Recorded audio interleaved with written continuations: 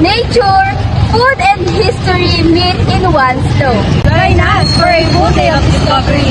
What makes this place feel warm and excitement?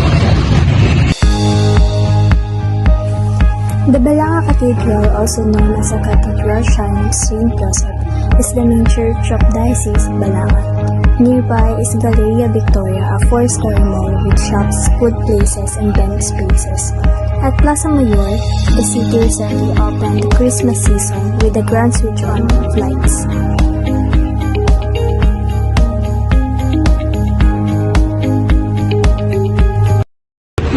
Ay, pwede po bang malaman yung pangalan? Patricia Ramos. Ilang taon na po ngayon nagpapagawa?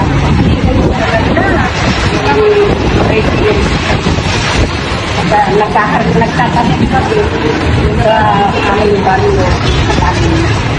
Bali po yung galing doon sa Pagkiwang sa Pilipinas.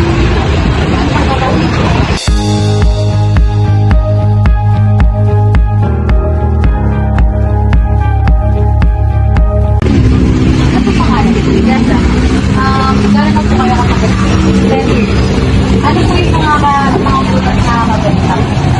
Depende. Pare-pareho naman kasi may araw ng mas kurente. Hindi ba may araw ng mas? Thank you po.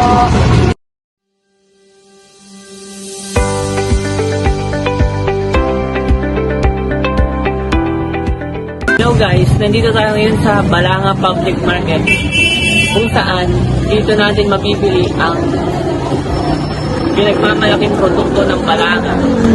At ito ang daing, kapa at bangus. At iba pang mga pasalubong na gustong gusto ng mga turista na bumibili sa Balanga. Tara, puntahan na natin. The Balanga City Public Wet and Dry Market in San Jose is the best place to find fresh and local goods, from seafood and meats to fruits, vegetables, tinapa, bagoong at even kakanin. You will find all your local favorites in one place.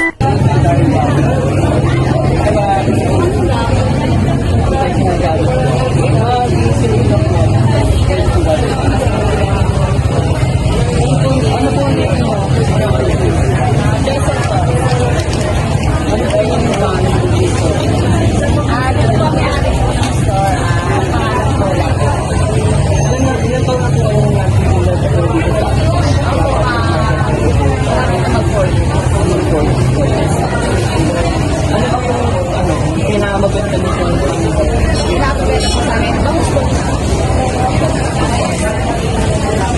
Magkano po usually yung kapa or daing na pinagkita? Depende po sa pinapito kasi marami po sa masa.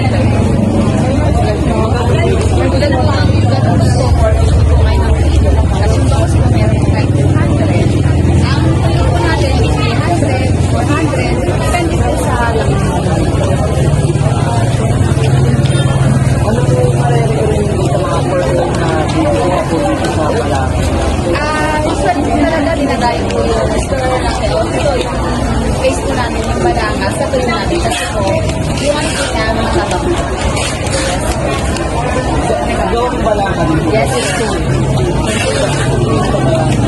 Puerto Rico. Sa Puerto Rico. Usually po ba kayo or local? Kaminsan po. Yes, po. Actually, marami po kasi minsan nag-order sila. Patay ba?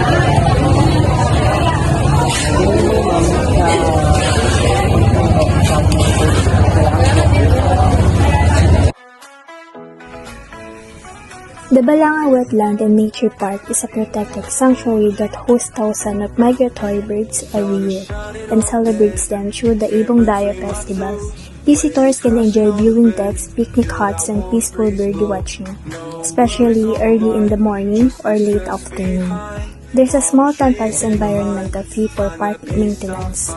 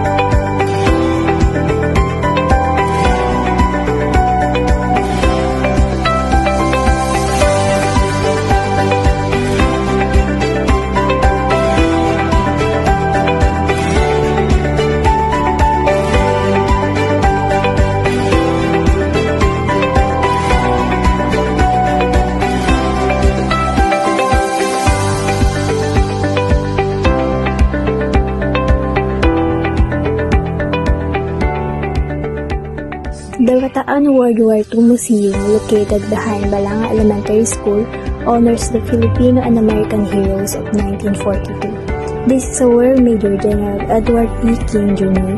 surrendered to save more lives. Outside, you will see life-size statues showing the historic surrender meeting.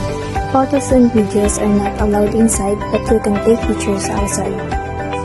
The museum is open daily from 9 a.m. to 4 p.m. except holidays. Entrance fee is 30 pesos per students and 50 pesos for seniors.